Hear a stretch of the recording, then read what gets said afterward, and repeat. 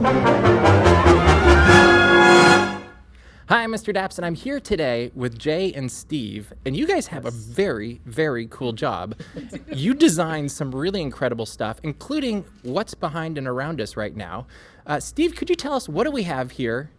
We have the Disney Designer Collection. This is a continuation of the Midnight Masquerade series that many will be familiar with. This is just the latest and greatest. And it's beautiful. And Jay, could you tell me, how did this come to be? So we started out in 2019 with our heroines, and then we did a villain set. So now we're kind of tying it up in a neat little bow, finishing off the collection with all of the characters we didn't get to do a counterpart for. So we did an Ursula, but now we need the Ariel. These two are, Alice and the Queen are just a fun surprise. Absolutely. We threw in. We got Snow back here to go with her evil queen, et cetera, et cetera. Yeah. Finishing off, Aladdin and Jasmine we didn't do, but we've got the sisters over here somewhere, maybe. Finishing off the Cinderella collection. Here we go. Here we go. Oh, they're going to be popular. Yeah. So they're really fun. We've never really done them in designer. We've done them once in core, but they're, a fun bunch. I feel like people are going to want more of that. Right. That is so fun. I love the expressions on their face as I'm looking at these, and almost like they're looking at each other side-eye. That is very fun. So these are all beautiful. I'm sure they take a while to come into fruition. What's the process like from, hey, we're going to do this thing, to this? All starts with you. It's a very long and winding road. I do research. We come up with the concept. For Aladdin and Jasmine, the color palette is inspired by them being late to the ball because they were in the Cave of Wonders picking out jewels. So that's why they have the deep purples and the reds this time. Just lots of sketches. Start designing all the accessories. Design all of the details and embellishments, pick fabrics, start sampling, start working on the paint, start sculpting, start getting the hair done, just sample until it looks good. And then I come in sort of a little bit after you. Concept, You're still working through your rough designs. I start researching art styles that I find inspiration from, because this is a continuation of a series. I didn't want to just go so wildly different for this collection. It needs to still feel like it, but I don't want to repeat what I've done. So it's some sort of variation on a theme, and we work back and forth. I'm like, is this what you were thinking? Is this how this drapes? Does this work? And I just try to find put the artwork and the character in their world, and then somehow it all magically comes together. And then I also work. We work closely. A lot of times we add new characters to each collection, some unexpected ones. And so I work with the sculptors to make sure we get the characters looking ever just so, with doing all the turns and overlays until we get the expression right. So that's another place we totally partner. It's what was the expression you were thinking? What's the attitude? And we've been doing this for a while together. 10 years probably? Yeah. 10 years-ish. Definitely D23 Expo veterans here, so we're excited to be back. I love that, and it seems like you've got a really good teamwork as you're coming together. My brain short-circuited a little bit because it sounded like a ton happened right there. So what do what do you each bring to the table, I guess, is your part of your collaboration of are you the figure person and you do costumes, or is it kind of you both do both, or what is that collaborative process kind of like? Whoever wants.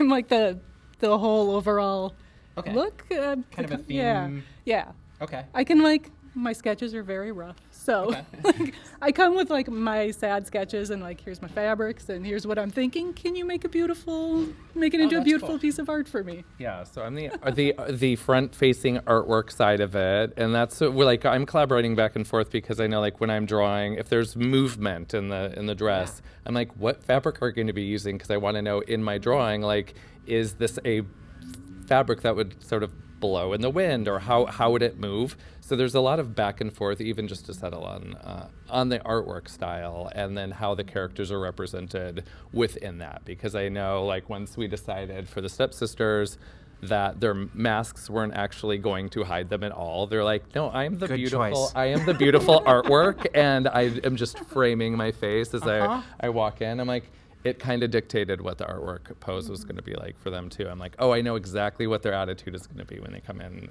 So it's just fun because I look at it's not just taking character art that already exists or a pose I've seen and just drawing a new dress on it. I really try to like put them in the moment. So it's a lot of times our work is seen first, and then the doll is sort of like they're just like work hand in hand and kind of just sell the whole vibe of the series.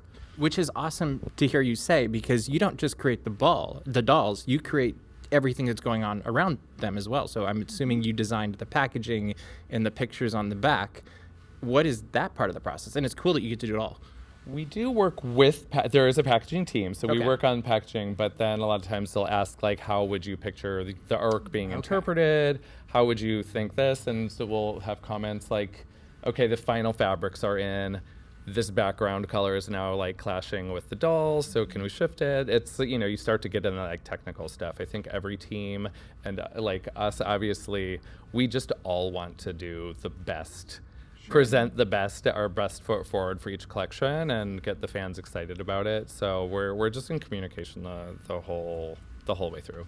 So I know a lot of people that I know that love these are very much also into costuming and creating things, and they seem to be very creative and crafty people. I can also imagine that they would be like, wow, that is the coolest job ever. How do you become that? Everybody has their thing. I'm sure people think my job's the coolest job ever too, and I don't know who that is. But what was your background that led you to what you're doing today? And if you had like any advice to an aspiring designer of any type, like what would you tell them to do? Well, my background has been wandering around a lot. Like, I got my degree in animation, didn't do that. Went into accessory design, did that for a while. Moved into home accessories, and then just sort of randomly stumbled into toys. So, like, keep an open mind and look for opportunities is my advice. But also, like, yes, you can go to school for toy design and costume design and actually take a very straightforward path. That would probably be easier. Yeah. It's interesting because we kind of have similar-ish backgrounds. I went to school for animation.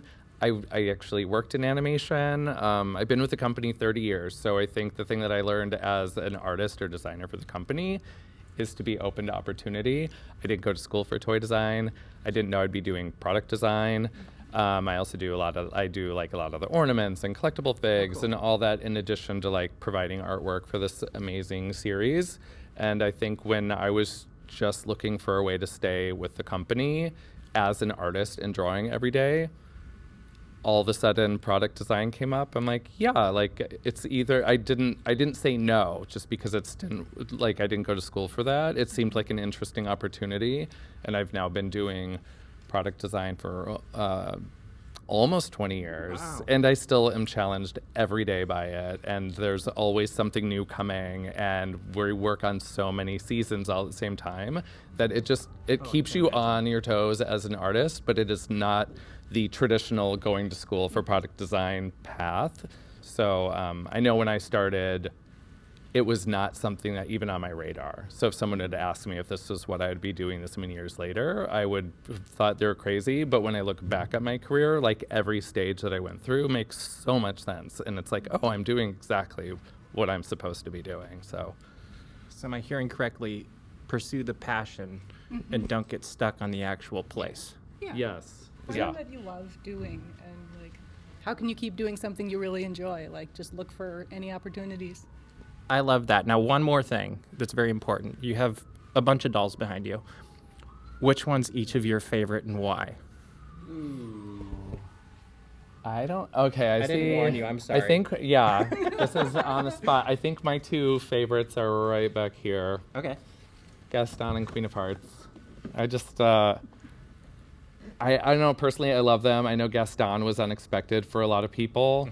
And the artwork was just so fun because he's such a, like, vain, kind of wacky guy. We'll do a little reveal here.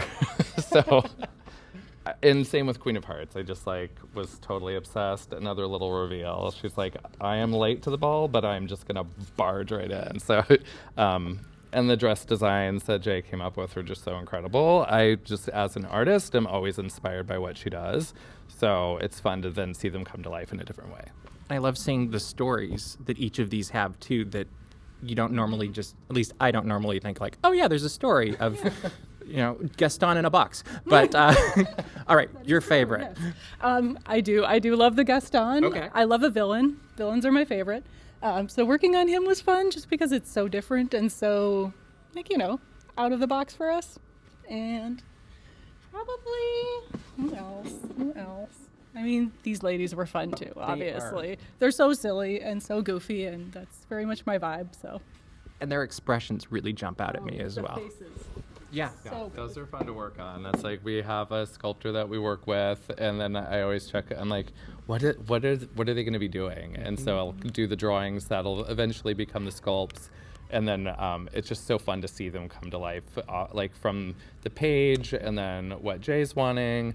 And then to all of a sudden have these little sculpted heads. Like, I'm so excited we got to do the stepsisters as designer dolls. Like, it's just, it's always entertaining. And then when we see the samples start coming in, it's like all of a sudden it's kind of becoming a reality, because we start a long time before they actually get here. So by the time they're here, like especially debuting at an event like this, we're like, oh my God, like, because it's so long. Yeah.